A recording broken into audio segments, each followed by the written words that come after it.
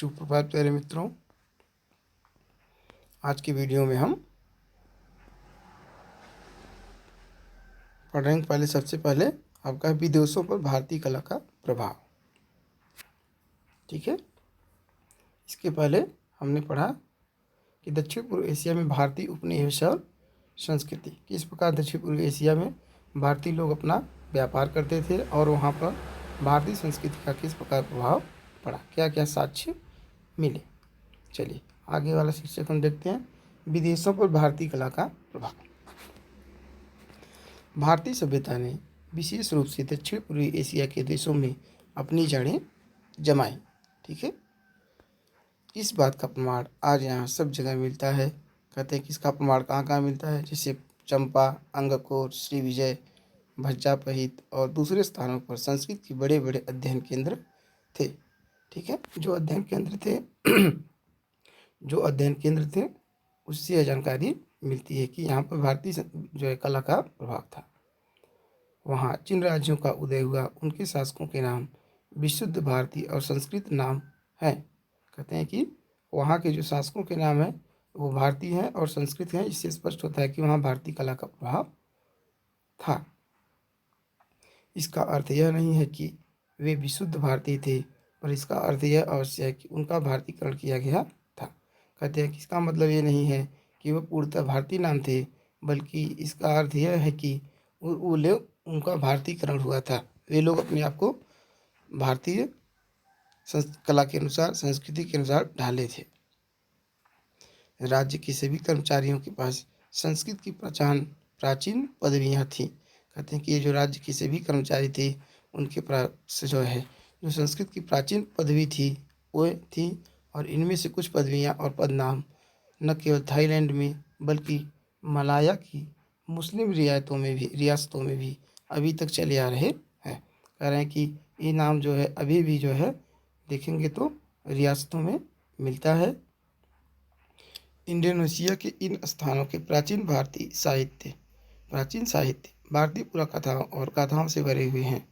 कहते हैं कि इंडोनेशिया के इन स्थानों के जो इंडोनेशिया का स्थान है वहाँ पर मलाया है और थाईलैंड। ठीक, मलाया पहले थाईलैंड बल्कि मलाया की मुस्लिम रियासतों में, इन मलाया इंडोनेशिया में पड़ता है। ठीक है, तो कहते हैं कि वहाँ भी मिलता है, वहाँ की पुराकथाओं एवं कथाओं में मिलता है। जावा और बाली के मशहूर नृत्य भारत से लिए गए हैं। कहते हैं कि जो जावा है और बाली द्वीप है वहाँ के जो मशहूर नृत्य हैं वो भारत से लिए गए हैं। बाली के छोटे से टापू ने अपनी भारतीय संस्कृति को अभी तक बहुत सीमा तक कायम रखा है। कहते हैं कि बाली का जो छोटे से टापू हैं वे भारतीय संस्कृति को अभी तक बनाए हुए हैं। यहाँ तक कि हिंदू धर्म भी वहाँ चला आ रहा है। जो बाली द्वीप है वहाँ पर अभी भी हिंदू धर्म का प्रचलन है। फिलीपीन द्वीपों में लेखन कला भारत से की गई है। कहते हैं जो फिलीपीन द्वीप है वहाँ की लेखन कला भारत से ही प्रभावित है। कंबोडिया में वर्णमाला दक्षिण भारत से ली गई है और बहुत से संस्कृत शब्दों को थोड़े से हेर फेर के साथ ले लिया गया है। कंबोडिया की वर्णमाला कहते हैं कि दक्षिण भारत से ली गई है और वह संस्कृत के शब्दों से थोड़ा हेर फेर करके ले लिया गया है। दीवानी और फौजदारी के कानून भारत के प्राचीन स्मृतिकार मनु के कानूनों के आधार पर बनाए गए हैं और इन्हें बौद्ध प्रभाव के कारण कुछ परिवर्तनों के साथ संहिताबद्ध मतलब नियमबद्ध करके कंबोडिया की आधुनिक कानून व्यवस्था में ले लिया गया है। कहते हैं कि जो स्मृतिकार जो थे मनु, उन्होंने जो कानून बनाए थे उसे कुछ हेर फेर के साथ आधुनिक नाम दे करके कंबोडिया में ना जो है लागू किया गया है। लेकिन भारतीय प्रभाव सबसे अधिक प्रकट रूप से प्राचीन भारतीय बस्तियों की भव्य कला और वास्तुकला में दिखाई पड़ता है। कहते हैं कि लेकिन जो है भारतीय प्रभाव, जो भारतीयों का प्रभाव है वह जो है जो प्राचीन भारतीय बस्तियां वहाँ पर बसी हुई हैं कंबोडिया में, वहाँ की जो भव्य कला है और वास्तुकला है उसमें दिखाई पड़ती है। वास्तुकला मतलब जैसे महल हो गए, मंदिर हो गए, ये सब। इस प्रभाव से अंगकोर और बोरोबुदुर की इमारतें और अद्भुत मंदिर तैयार हुए। ठीक उदाहरण देते हैं कि जैसे अंकोर हुआ, बोरोबुदुर की इमारतें हैं और अद्भुत मंदिर हैं। इस कला का प्रभाव उस पर दिखता है। जावा में बोरोबुदुर में बुद्ध की जीवन कथा पत्थरों में उत्कीर्ण है। उत्कीर्ण मतलब खोदी गई है। दूसरे स्थानों पर नक्काशी करके विष्णु, राम और कृष्ण की कथाएं अंकित की गई हैं कहते हैं। और दूसरे स्थानों पर देखा जाए तो नक्काशी करके विष्णु, राम और कृष्ण की कथाएं भी अंकित की गई हैं वहाँ, ठीक है, पत्थरों में। अंगकोर के विशाल मंदिर के चारों तरफ विशाल खंडहरों का विस्तृत क्षेत्र है। इसमें बनावटी झीलें, पोखरें और नहरें हैं जिनके ऊपर पुल बने हुए हैं, ठीक है। और एक बहुत बड़ा फाटक है जिस पर एक वृद्धाकार सिर पत्थर में खुदा है। यह एक आकर्षक मुस्कुराता हुआ किंतु रहस्यमय कंबोडियाई देवतुल्य चेहरा है। इस चेहरे की मुस्कान अद्भुत रूप से मोहक और विचलित करने वाली है। कहते हैं कि जो वृद्ध की का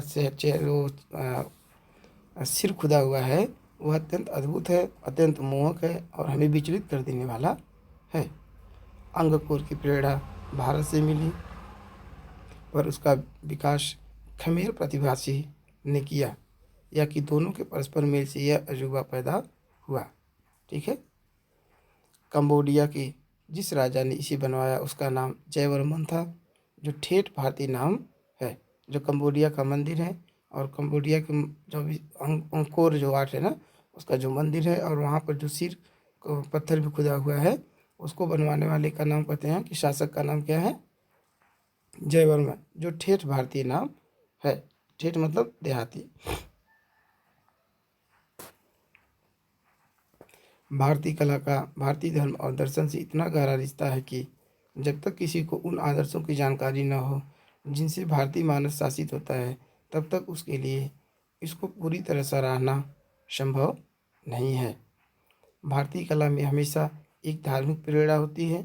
कहते हैं कि भारतीय कला हमेशा लोगों को धार्मिक रूप से प्रेरित करती है। एक पारदृष्टि होती है, एक मतलब दूरदृष्टि वाली। पारदृष्टि मतलब वह दृष्टि जो है दूर तक देख लेती है। कुछ वैसी ही जिसने संभवतः यूरोप के महान गिरजाघरों के निर्माताओं को प्रेरित किया।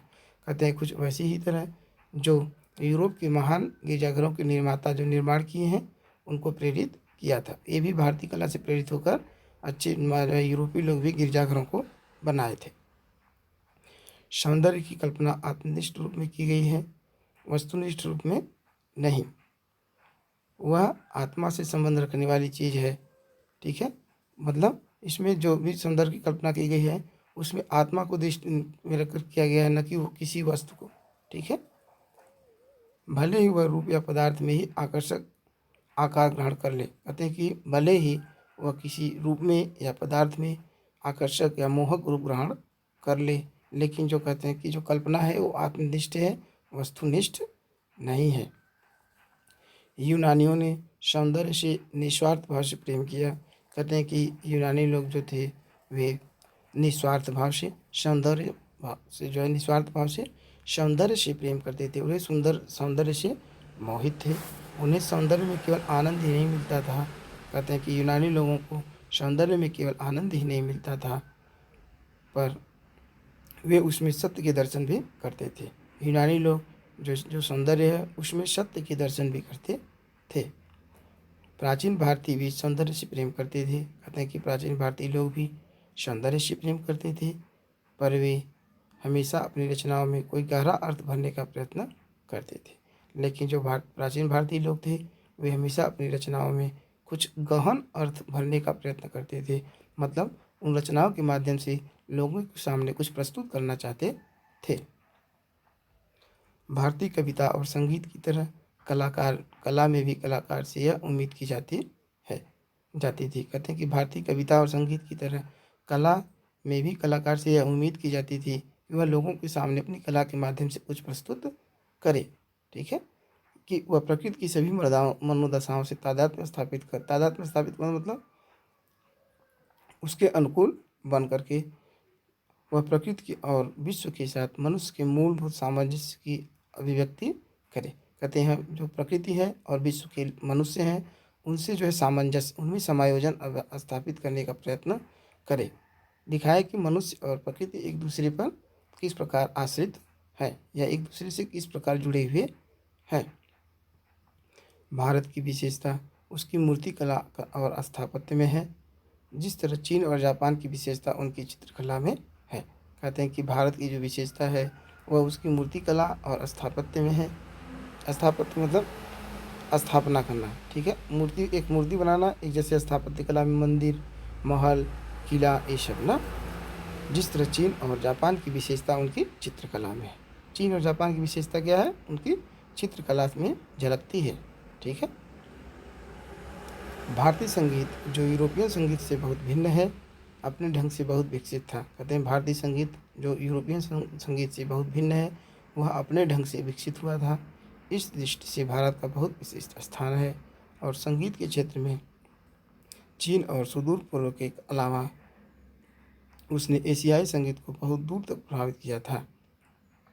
कहते हैं कि भारत जो है, इस दृष्टि से देखा जाए तो भारतीय संगीत का बहुत विशिष्ट स्थान है और संगीत के क्षेत्र में यह भारतीय संगीत जो है चीन और सुदूर पूर्व के अलावा उसने एशियाई संगीत को बहुत दूर तक प्रभावित किया था। ये नहीं कि बस चीन और सुदूर पूर्व, बल्कि एशिया के और क्षेत्रों को भी प्रभावित किया था। तो भारतीय संगीत का प्रभाव बहुत दूर तक था।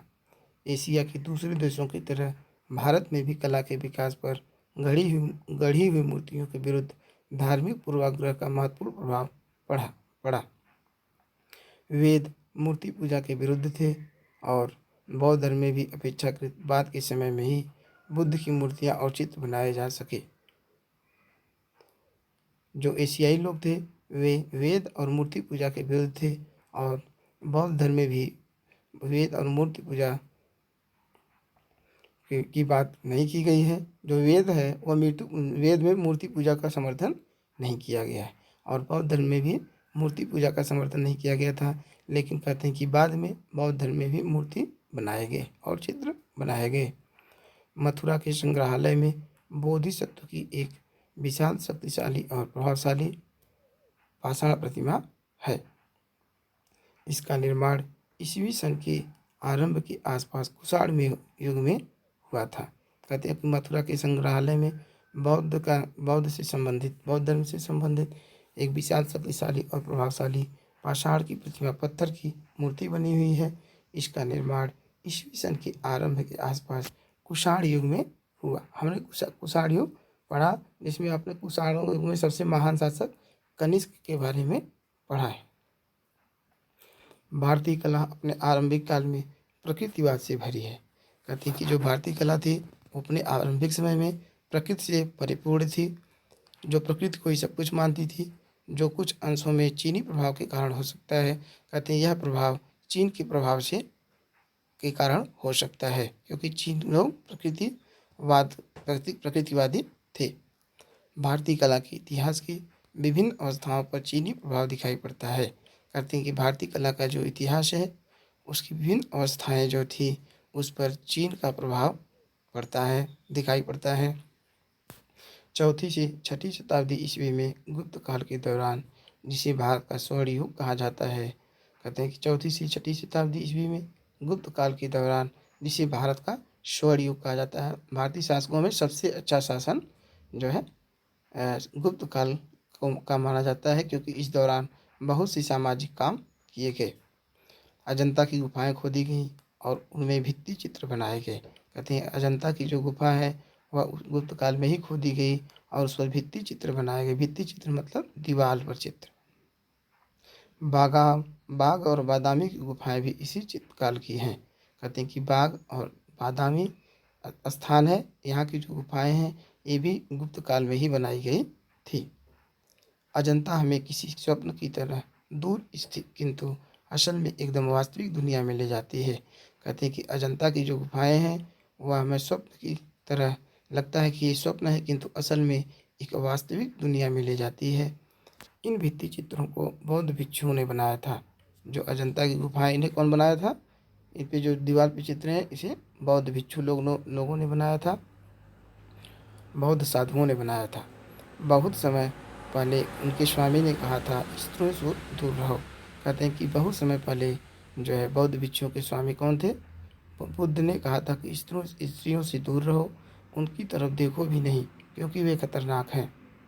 इसके बावजूद इन चित्रों में स्त्रियों की कमी नहीं है। कहते हैं कि उनके स्वामी ने कहा था कि स्त्रियों से दूर रहिए, क्योंकि उनकी तरफ देखना नहीं चाहिए, क्योंकि ये बहुत खतरनाक हैं। कहते हैं इसके बावजूद भी देखेंगे तो जो अजंता की गुफाएँ हैं, उसमें जो है बौद्ध भिक्षुओं ने बनाया है, उसमें स्त्रियों की कमी नहीं है। सुंदर स्त्रियाँ, राजकुमारियाँ, गायिकाएँ, नर्तकियाँ बैठी हुई और खड़ी हुई, श्रृंगार करती हुई या शोभा यात्रा में जाती हुई दिखाई गई है। ये चित्रकार भिक्षु संसार को और जीवन के गतिशील नाटक को कितनी अच्छी तरह से जानते थे। कहते हैं कि जो ये चित्रकार लोग थे, वे जो भिक्षुओं का जो संसार है और उनके जीवन की जो गतिशील नाटक है, उसको कितनी अच्छी तरह से समझते थे, जिसे उन्होंने जो है अजंता की गुफाओं में वहाँ की दीवारों पर चित्रित किया है।